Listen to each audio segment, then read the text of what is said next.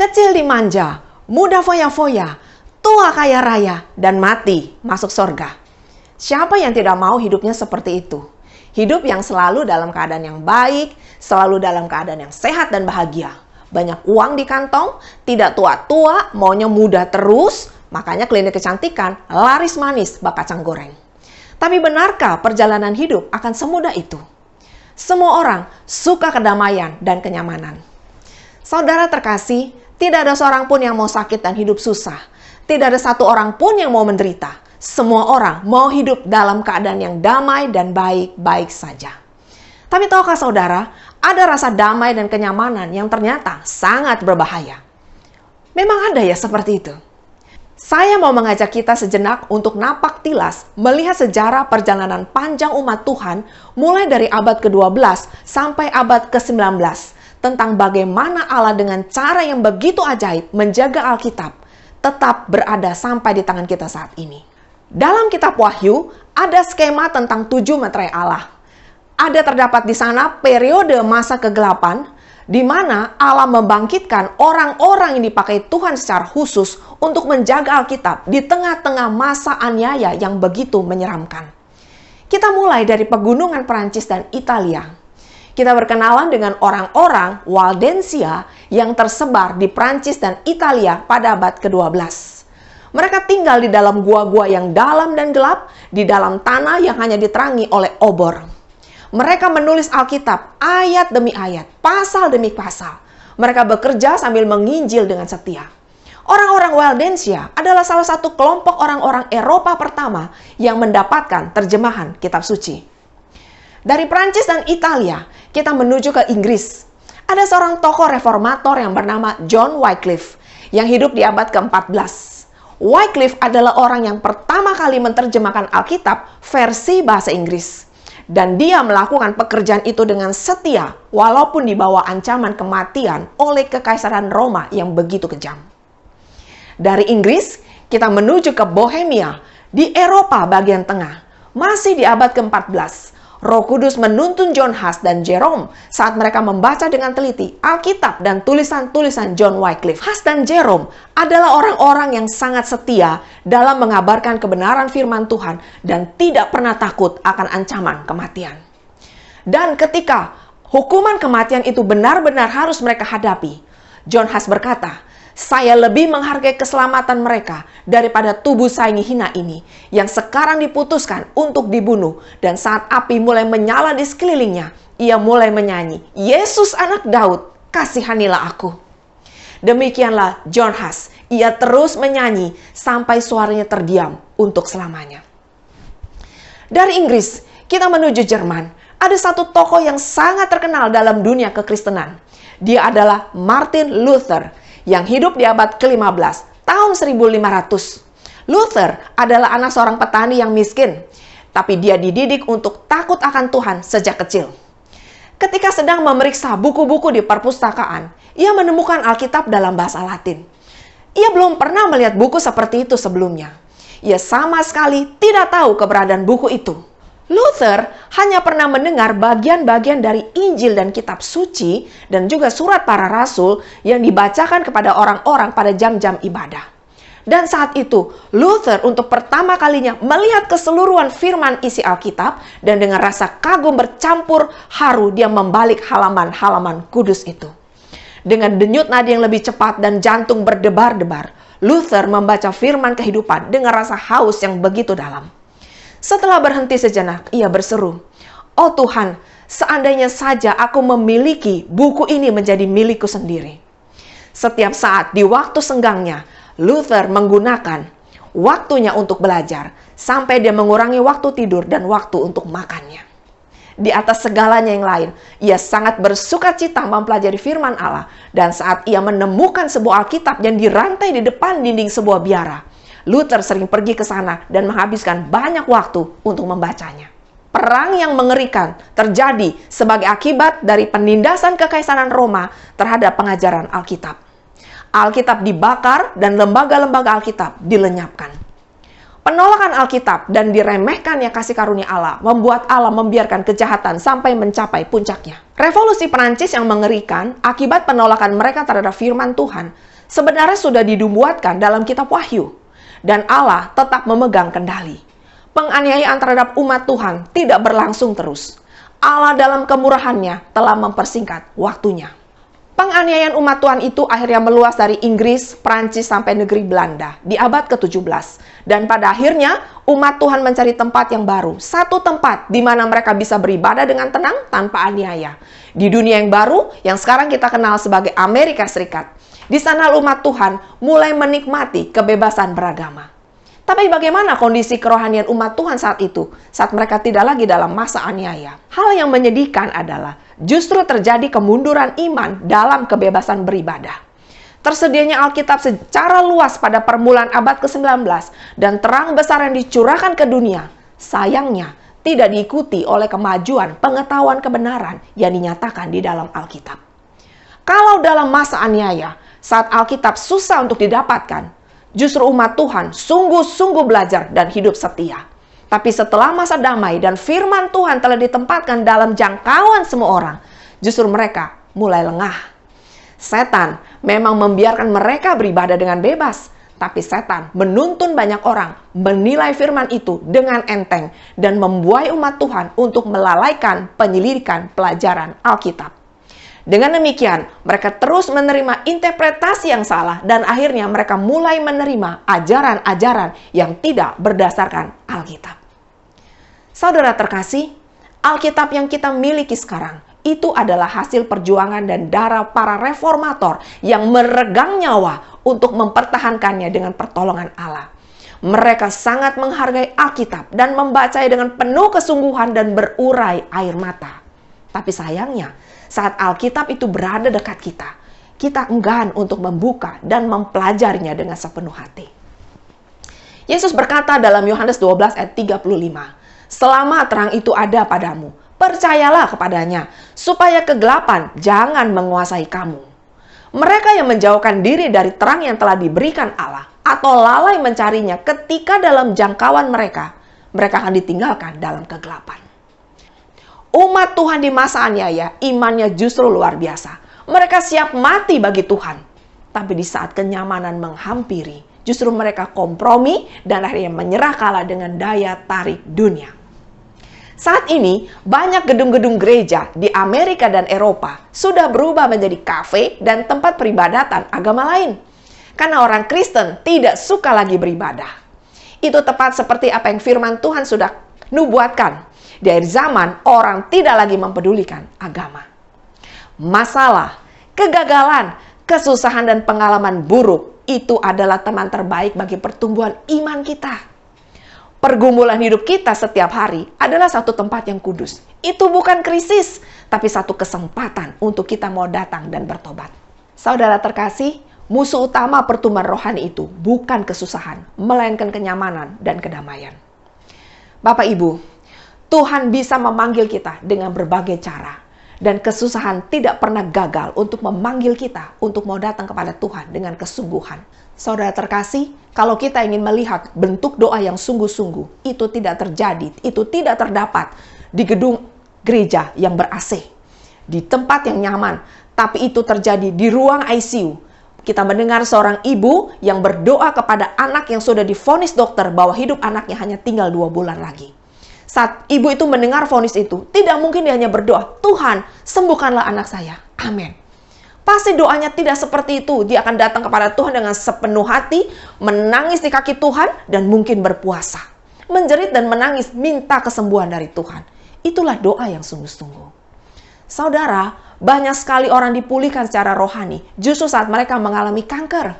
Mereka mengatakan dengan penuh sukacita, "My cancer is my blessing." Karena lewat kankerlah mereka berjumpa dengan Tuhan secara pribadi. Yang mungkin tidak akan pernah mereka temukan, mereka akan lakukan saat mereka dalam keadaan sehat dan baik-baik saja. Kalau kita melihat isi permintaan doa pada umumnya selalu sama. Saat sakit, kita selalu berdoa meminta kesembuhan. Saat susah, kita selalu berdoa minta kelepasan dari Tuhan. Tanpa kita sadari, kita selalu berdoa meminta kenyamanan dalam dunia. Apakah itu semua salah? Tentu saja tidak. Tapi kita harus berhati-hati dan waspada agar dalam keadaan apapun iman kita tetap teguh. Itu yang penting. Mintalah untuk lebih dekat dan lebih mengenal Tuhan lewat kesusahan dan penyakit yang kita alami. Karena kebanyakan orang yang hidupnya nyaman dan baik-baik saja sering tidak waspada, mulai lengah. Sekali lagi, kesusahan tidak pernah gagal untuk membuat orang mau datang kepada Tuhan dengan kesungguhan hati. Saudara, tersebarnya Injil oleh murid-murid Yesus ke seluruh dunia justru terjadi dalam masa aniaya. Pemberitaan Injil begitu efektif dalam masa aniaya dibandingkan saat masa damai. Emas perlu dipanaskan agar bisa menjadi emas yang murni. Demikian juga, masa aniaya bisa membuat iman anak Tuhan menjadi murni. Kalau kita makan di restoran, lalu kita diberi minum menggunakan gelas yang kotor, kita tentu menolak untuk menggunakan gelas itu, bukan? Kita meminta orang resto untuk mencuci dan mengganti gelasnya dengan gelas yang lain. Kita juga tidak mau memakai baju yang kotor, bukan? Makanya kita mau bersusah-susah untuk mencucinya dulu hingga bersih, baru kita mau memakainya lagi. Mencuci baju, banyak cara. Ada yang pakai mesin cuci, digiling, diputar, dibilas berkali-kali. Kalau orang zaman dulu, ada yang cuci baju dibanting-banting supaya bersih. Bahkan ada yang direbus sampai kotorannya lepas sempurna. Demikian juga halnya dengan Tuhan, saudara. Saat Tuhan ingin mendisiplin kita dengan sakit penyakit, kanker, kesusahan, kebangkrutan, jangan batasi kuasa dan kedaulatannya. Tunduklah dengan sepenuh hati kepada Tuhan, percayakan hidup kita di tangannya. Kita selalu mengatakan, pakailah aku ya Tuhan, utuslah aku. Tapi di dalam hati, kita menolak Tuhan saat Dia benar-benar mengutus kita. Tuhan Yesus menyebutkan orang yang lapar dan haus akan kebenaran disebut orang yang berbahagia. Itu adalah rasa lapar dan haus yang Tuhan senang. Efesus 6 ayat 11 berkata, kenakanlah seluruh perlengkapan senjata Allah supaya kamu dapat bertahan melawan tipu muslihat iblis. Saudara, kita tidak akan sanggup bertahan tanpa mempelajari firman Tuhan dengan sungguh-sungguh. Di Israel, tentara yang tidak bertugas dilarang untuk tidak membawa senjata saat keluar rumah. Mereka tetap wajib membawa senjata saat berpergian dan dalam masa damai tanpa peperangan. Mendekati hari kedatangan Yesus yang kedua kali, saat penipuan setan semakin ditingkatkan, firman Allah harus kita pelajari dan kita perlu mempersenjatai diri kita untuk bisa melawan penipuan dan tanda-tanda ajaib, mujizat yang dilakukan oleh setan. Para pencari kebenaran yang sejati tidak perlu keliru dan salah, karena bukan hanya firman Tuhan itu jelas dan sederhana dalam menyatakan jalan kehidupan, tapi Roh Kudus diberikan sebagai penuntun dalam pengertian terhadap jalan kehidupan. Saudara, firman Tuhan menubuatkan akan datang waktunya Allah akan mengirimkan kelaparan, tapi bukan kelaparan akan makanan dan bukan kehausan akan air, melainkan kelaparan akan mendengarkan firman Tuhan. Mereka akan mengembara dari laut ke laut dan menjelajah dari utara ke timur untuk mencari firman Tuhan, tapi tidak mendapatnya. Saudara terkasih, selama waktu kita masih ada dan Alkitab masih berada dalam genggaman kita, pelajarilah dengan penuh doa, dengan kesungguhan. Jangan asal membaca hanya untuk memenuhi rasa tenang karena sudah membaca Alkitab. Pelajari dengan sungguh-sungguh. Roh Kudus tahu persis motivasi kita. Sungguh-sungguh atau sekedar membaca. Saya mau share satu video yang berisi kisah nyata seorang penginjil Amerika yang datang ke China. Let me finish with this story. We go to China from time to time, and we train leaders. And this time we brought up 22 leaders from the Hunan province, and they rode 13 hours on a train to get to a hotel that they came up 2 by 2 in these elevators so as to not draw any attention. And then they got to a hotel room, a little apartment room. It's only about 700 square feet in the little living room, no air conditioning, hardwood floor, 22 sat there. I came in, and when you teach in China, you start at 8 in the morning and you don't get done till 5 at night. You teach the whole day. They were sitting there, all 22 of them, and I looked around and I said, now, if we get caught, what will happen to me? They said, oh, you'll get deported in 24 hours and we'll go to prison for 3 years. I said, you're kidding. How many of you have been in prison for your faith? Out of 22, 18 raised their hands. I thought, no way. I looked at him and I said, you 22 people, how many people do you oversee? Because they were all of these small group leaders, underground church leaders in the Hunan province. I said, how many, if you counted up all the people under your jurisdiction, how many would it be? And they counted them up and they said, little over 20 million. I said, what? See, we forget there's 1.3 billion people in China. This is crazy. Well, I had 15 Bibles and I passed them out. Obviously 7 didn't get them. And I said, let's turn to 2 Peter chapter 1 and we're going to read it. And just then one lady handed hers to somebody next to her. And I thought, interesting. Well, we turned there anyway, and as we started reading it, I understood why she gave it away. She had memorized the whole thing. She just recited the whole chapter. When it was done, I went over to her at a break and I said, you recited the whole chapter. She says, oh yes, I've memorized many chapters. I said, where did you memorize so many chapters? She said, in prison. She said, you have much time in prison. So I said, but don't they confiscate the Bible? And she said, yes. So people bring in scriptures written on pieces of paper and they bring it in. So I said, but then if they find that piece of paper on you, won't they confiscate that? She said, oh yes, that's why you memorize it as fast as you can. Because even though they can take the paper away, they can't take what's hidden in your heart. I thought, wow. Well, after 3 days, you fall in love with these people. And when it was done, I said, how can I pray for you? I'm going to go back to America, and you guys have been just so wonderful. How can I pray for you? They said, you know, Wayne, you guys can gather like this whenever you want to in America. We can't. Could you pray that one day we'll be just like you? And I looked at him and I said, I will not do that. Big incredulous eyes looked at me and they said, why? I said, because you guys rode a train for 13 hours to get here. In my country, if you've got to drive more than an hour, people don't come. You sat on a wooden floor for 3 days. In my country, if people have to sit more than 40 minutes, they leave. You sat not only here for 3 days on a hard wooden floor, but you did it without air conditioning. In my country, if it's not padded pews and air conditioning, people don't often come back. In my country, we have an average of 2 Bibles per family. We don't read any of them. You hardly have any Bibles, and you memorize them from pieces of paper.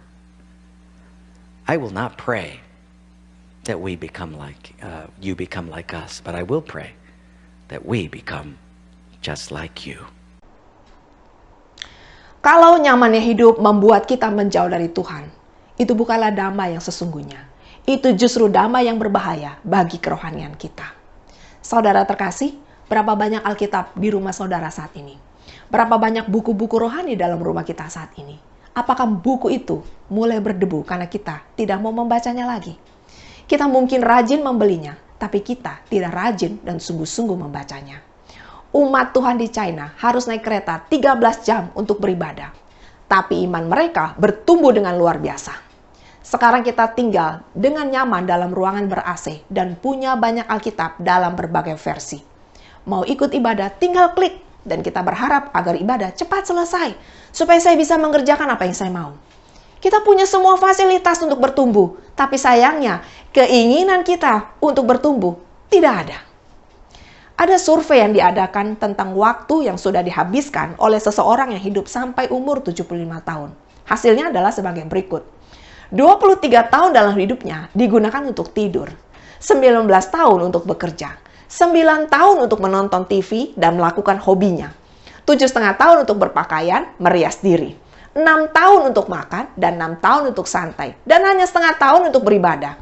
Ternyata waktu yang untuk beribadah hanya menempati bagian terkecil dalam hidupnya. Hasil ini sangat menyedihkan.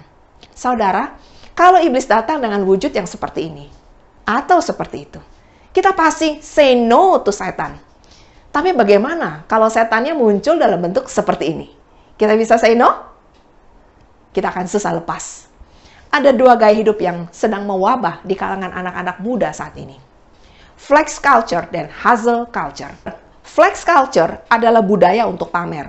Mengajarkan bahwa untuk bisa diterima oleh satu lingkungan yang mewah, tidak masalah kalau kita harus hutang sana-sini demi gaya hidup yang mewah, bahkan dengan menghalalkan segala cara.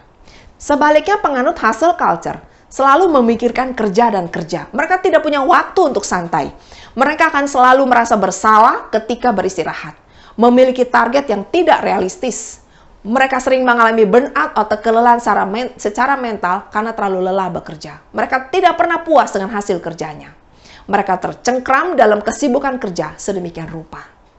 Saudara, kita bisa melihat setan menjebak anak-anak muda dengan demikian kuat.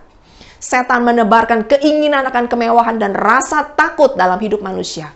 Kita akan kalah dalam jebakan setan kalau kita tidak berakar kepada firman Tuhan. 1 Yohanes 2 ayat 16 mengatakan, sebab semua yang ada dalam dunia ini yaitu keinginan daging, keinginan mata, keangkuhan hidup bukanlah berasal dari Bapa, melainkan dari dunia. Kita sering mendengar you are what you eat, you are what you think. Hari ini kita belajar satu hal, you are what you do. Cara kita menghabiskan waktu kita itu memberikan bukti yang tidak pernah bisa bohong. Siapa kita sebenarnya di hadapan Allah? Bukan sebab karena kita tidak punya waktu, tapi yang sebenarnya adalah kita tidak memprioritaskan waktu kita buat Tuhan. Allah berfirman kepada Nabi Yeremia, janganlah berdoa untuk kebaikan bangsa Israel.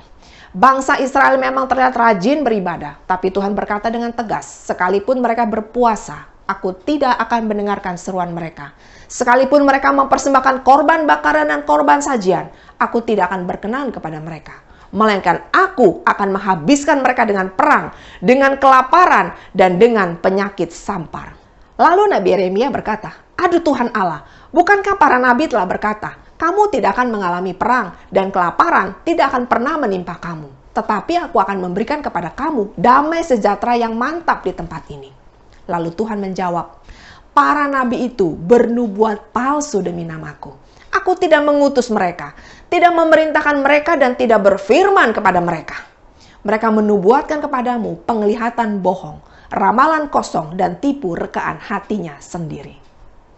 Saudara, setelah melewati masa COVID-19, banyak orang tertarik untuk acara-acara KKR yang bertemakan bebas hutang, bebas sakit, bebas kutukan.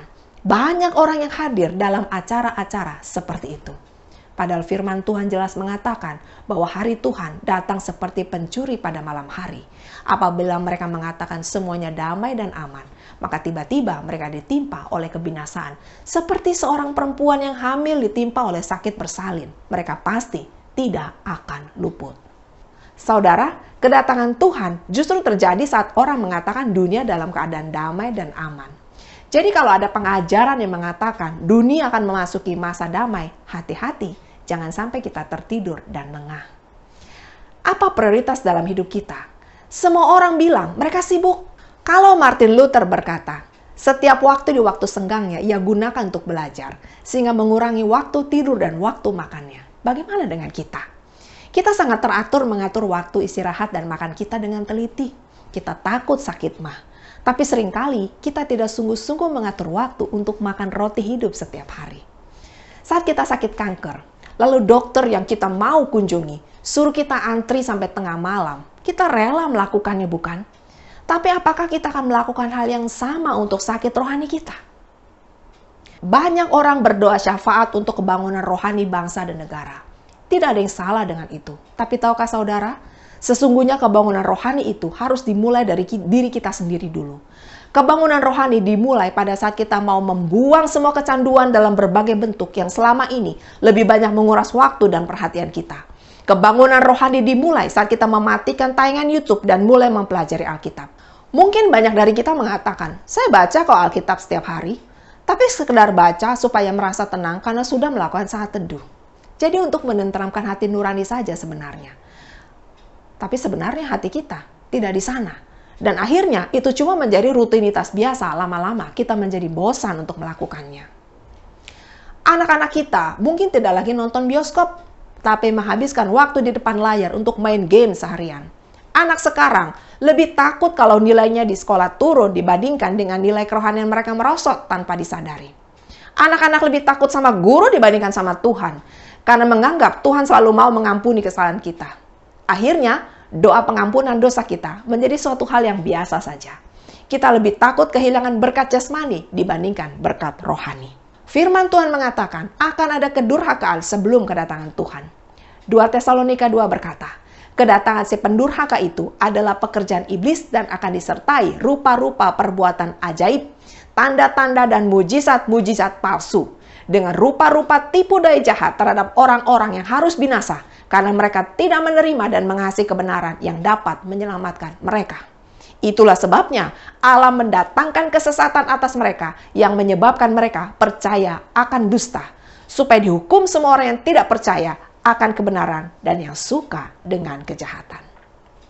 Saudara, setan itu benar-benar ada. Dan saat setan menggoda Hawa agar jatuh ke dalam dosa, setan memakai ular, binatang yang paling cerdik dari segala binatang di darat. Ular tidak menampilkan dirinya sebagai musuh Tuhan. Sebaliknya, ular memakai firman Tuhan yang dia ulangi dan sepertinya setan mendukung firman Tuhan. Artinya, sejak awal kita dapat melihat bahwa iblis suka mengutip ayat firman Tuhan. Bahkan saat setan mencoba Yesus di padang gurun, setan pun memakai ayat. Dan kalau Adam dan Hawa yang masih berada di Taman Eden yang tanpa dosa, masih bisa jatuh ke dalam dosa. Apalagi kita yang sekarang hidup dalam dunia yang sudah jatuh ke dalam dosa. Kondisi kita lebih berbahaya dibandingkan kondisi Hawa saat itu. Hawa kalah karena dia ragu akan kebenaran firman Tuhan. Yesus menang karena sedikit pun Yesus tidak pernah ragu akan firman Tuhan. Yesus selalu mengutip ayat firman Tuhan dan mengatakan, ada tertulis dan ada tertulis. Kita bisa menang melawan setan kalau kita mengerti kebenaran yang benar. Dan bisa mengatakan dengan iman kepada setan, ada tertulis dan ada tertulis. Tapi bagaimana kita bisa mengatakan kepada setan ada tertulis kalau kita tidak memahami firman Allah dengan benar? Dan bagaimana kita bisa memahami kalau kita sendiri tidak sungguh-sungguh untuk mempelajarinya? Mustahil kita bisa menang melawan tipu daya setan yang pandai dan sangat berpengalaman dalam memutarbalikan ayat-ayat Alkitab. Saudara, ada satu komedian terkenal yang bernama Charlie Chaplin. Karena kepopulerannya, digelarlah lomba yang mirip dengan Charlie Chaplin. Banyak sekali yang mendaftar, tapi yang lolos hanya beberapa. Yang menarik adalah, salah satu jurinya adalah adik kandung dari Charlie Chaplin itu sendiri.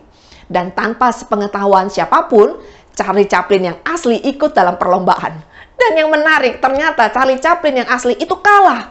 Dia hanya menduduki posisi ketiga dari perlombaan itu. Padahal, salah satu jurinya adalah adik kandungnya sendiri. Kok bisa? Karena banyak yang mirip sekali dengan Charlie Chaplin. Saudara terkasih, dalam Matius 24 dan 25, Tuhan Yesus mengatakan di hari zaman akan muncul Mesias-Mesias dan nabi-nabi palsu yang akan menggunakan mujizat-mujizat. Karena pada umumnya orang suka dengan mujizat. Dan setan tahu itu. Firman Tuhan menasihati kita untuk menguji setiap roh agar kita tidak disesatkan dengan cara-cara setan yang selalu bermain cantik dan halus untuk menipu umat Tuhan. Kita akan sulit membedakan mana ajaran asli dan mana yang palsu tanpa belajar firman Tuhan dengan sungguh-sungguh. Firman Tuhan mengajarkan, ujilah segala sesuatu dan peganglah yang baik. Perhatikan buah-buah pertobatan dari setiap orang yang mengajarkan Alkitab kepada kita. Saudara, ada dua metode dalam mempelajari Alkitab. Metode pertama disebut dengan metode eksegesis, artinya menuntun keluar dari. Jadi cara belajar Alkitab dengan membaca, meneliti dan membandingkan ayat demi ayat dalam Alkitab. Melihat judul dan konteksnya terlebih dulu, bahkan mempelajari bahasa aslinya. Lalu kita akan mendapatkan kebenaran yang keluar dari dalam Alkitab. Metode yang kedua adalah metode eisegesis, artinya menuntun masuk ke dalam. Jadi, orang sudah memiliki paham dan pengertian terlebih dulu, baru mereka mencari ayat-ayat Alkitab untuk mendukung dan membenarkan pendapat dan keinginannya. Cocokologi. Contoh, ajaran bahwa ikut Yesus pasti dan harus kaya, selalu sehat dan bebas dari kesusahan. Teologi kemakmuran. Lalu mereka mencari ayat-ayat untuk membenarkan. Ayat yang sering diambil untuk ajaran teologi kemakmuran adalah, contoh, Yohanes 10 ayat 10. Aku datang supaya mereka mempunyai hidup dan mempunyainya dalam segala kelimpahan. Lalu mereka berkata, betul kan? Ada ayatnya. 2 Korintus 8 ayat 9. Yesus yang oleh karena kamu menjadi miskin sekalipun ia kaya, supaya kamu menjadi kaya oleh karena kemiskinannya. Lalu Ulangan 28 ayat 13. Tuhan akan mengangkat engkau menjadi kepala dan bukan menjadi ekor. Engkau akan tetap naik dan bukan turun. Lalu berkata, tuh benar kan? Ayat Alkitab dicomot sepenggal-sepenggal supaya cocok dengan keinginannya. Pertanyaannya, metode mana yang benar? Yang benar adalah metode eksegesis. Biarkan Alkitab dengan kuasa Roh Kudus menerangkan kebenarannya sendiri. Pelajari Alkitab dengan penuh doa dan kerendahan hati. Minta Tuhan yang mengajari kita dan bukan kita yang mengajari Tuhan. Taklukkan pikiran kita di bawah kuasa Roh Kudus dan biarlah kita yang menuruti apa yang Tuhan ajarkan dan bukan Tuhan yang harus menuruti apa yang sudah kita percayai. Jangan dibalik, itu sangat berbahaya karena kita akan tersesat. Saudara, Hawa begitu mudah jatuh ke dalam dosa hanya karena meragukan firman Allah. Satu peringatan bagi kita, sedikit saja ada keraguan dalam hati kita tentang perintah dan firman Allah, maka itu sudah cukup untuk menutup semua kebenaran yang indah dalam firman Tuhan yang sebenarnya bisa menuntun kita kepada keselamatan yang kekal. 2 Timotius 4 ayat 3 mengatakan, karena akan datang waktunya, orang tidak dapat lagi menerima ajaran sehat, tapi mereka akan mengumpulkan guru-guru menurut kehendaknya untuk memuaskan keinginan telinganya.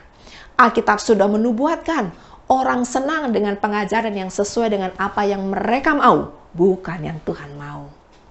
Tuhan Yesus mengajarkan dengan jelas, setiap orang yang mau mengikut aku, ia harus menyangkal dirinya, memikul salibnya, dan mengikut aku. Karena orang yang tidak mau memikul salibnya, dia tidak layak bagi Tuhan. Saudara, tidak ada penyangkalan diri saat kita hidup dalam kemewahan. Karena orang cenderung lebih mengandalkan hartanya dibandingkan mengandalkan Tuhan. Sebaliknya, pergumulan dan kesusahanlah yang tidak pernah gagal untuk membuat kita mau datang kepada Tuhan dengan kesungguhan hati. Kita pasti mengenal alat ini, panci dan kuali gosong. Biasa kalau kita punya kuali yang gosong seperti ini, kita apakan? Kalau masih ada rasa sayang, biasanya kita akan coba bersihkan dengan spons yang lembut dulu, berharap kotorannya bisa hilang. Tapi kalau belum hilang juga, kita biasa coba pakai kawat besi.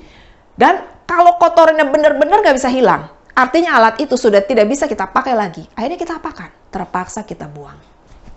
Demikian juga halnya dengan hati yang keras dan tidak mau diajar. Itu diibaratkan seperti panci yang berkerak tebal dan susah untuk dibersihkan.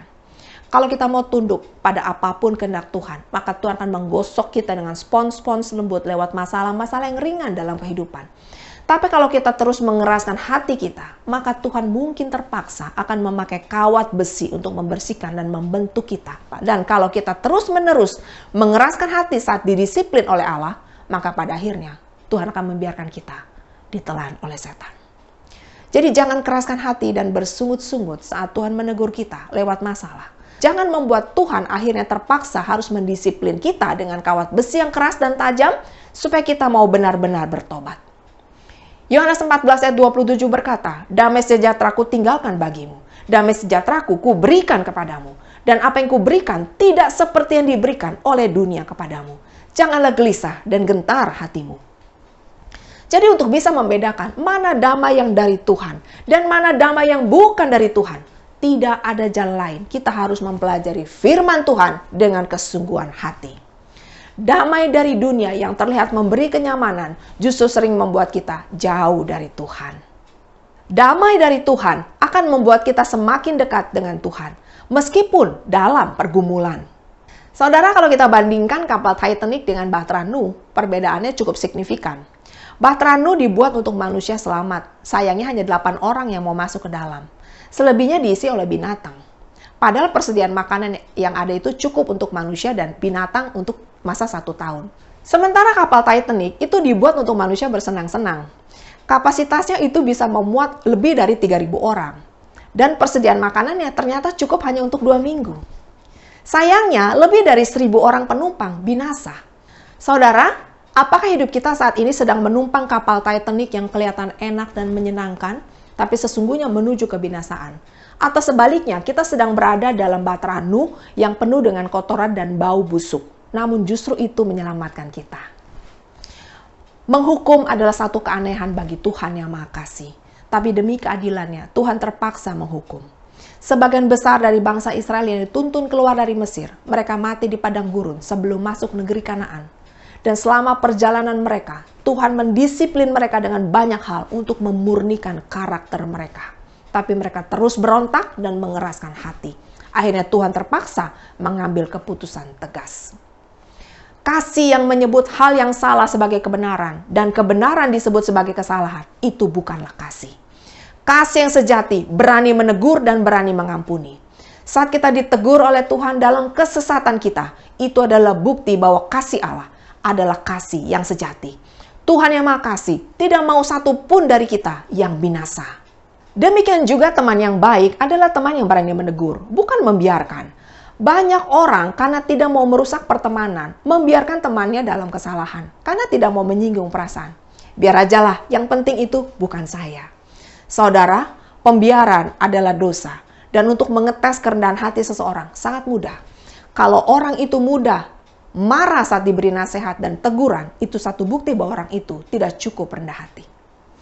Rasul Paulus menyatakan, semua orang yang mau hidup beribadah dalam Kristus Yesus akan menderita aniaya.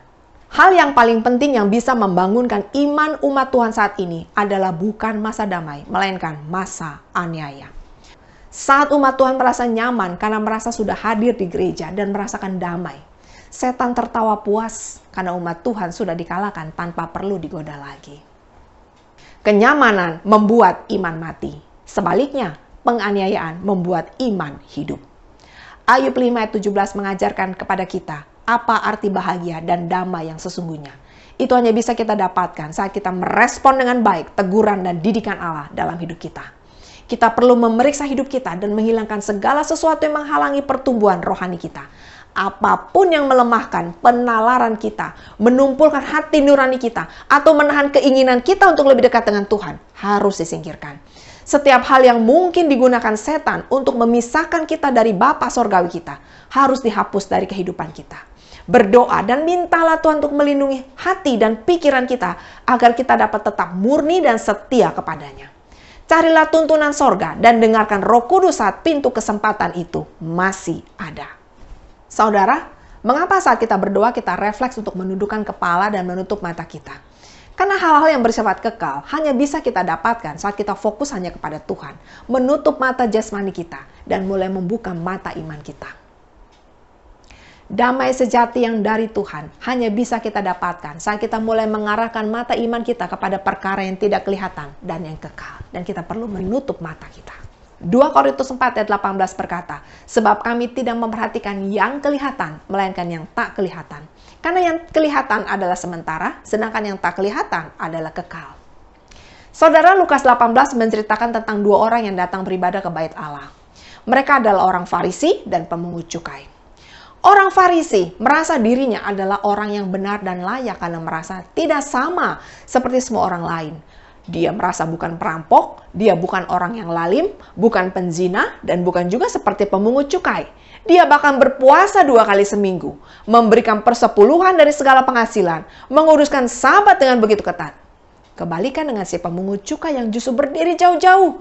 Bahkan ia tidak berani menengadah ke langit. Melainkan ia memukul diri dan berkata, "Ya Allah, kasihanilah aku orang berdosa." Tuhan Yesus mengatakan, si pemungut cukai pulang ke rumahnya sebagai orang yang dibenarkan Allah dan orang Farisi itu tidak. Sebab barang siapa meninggikan diri, ia akan direndahkan. Dan barang siapa merendahkan diri, ia akan ditinggikan. Saudara terkasih, lebih baik kita merasa salah daripada kita merasa saleh. Karena rasa bersalah menuntun kita kepada kedamaian yang sejati. Tapi perasaan saleh dan merasa benar menuntun kita kepada damai yang berbahaya. Karena kita merasa kita adalah orang benar dan sudah melakukan banyak hal bagi pekerjaan Tuhan. Padahal sebenarnya kita sedang terhilang. Berbahaya bukan? Setan telah menipu Yudas dan memimpin Yudas berpikir bahwa ia adalah salah satu dari murid Kristus yang benar. Tapi hatinya sementara itu senantiasa jahat. Dan saat iblis gagal membuat seseorang menjadi jahat, maka iblis akan membuat orang itu merasa dirinya benar dan baik. Tak seorang pun terbukti menjadi seorang Kristen yang benar hanya karena ia berada di antara anak-anak Allah. Bahkan di rumah ibadah dan sekeliling meja perjamuan Tuhan. Justru setan sering di sana pada saat-saat yang paling hikmat dalam bentuk mereka yang bisa dipakainya sebagai agennya. Saudara terkasih, kita tidak akan pernah memiliki Kristus sebagai juru selamat, kecuali kita juga mau menjadikan Kristus sebagai Tuhan yang berdaulat atas hidup kita. Mari belajar berserah penuh kepada Tuhan, tunduk apapun kehendaknya dalam hidup kita, agar damai yang kita miliki itu bukan damai yang palsu, melainkan benar-benar damai yang menyelamatkan. Karena perjalanan hidup yang susah, itu justru akan membawa kita kepada tujuan yang sebenarnya. Kiranya Roh Kudus melengkapi pesan Tuhan yang sudah disampaikan pagi ini. Tuhan memberkati.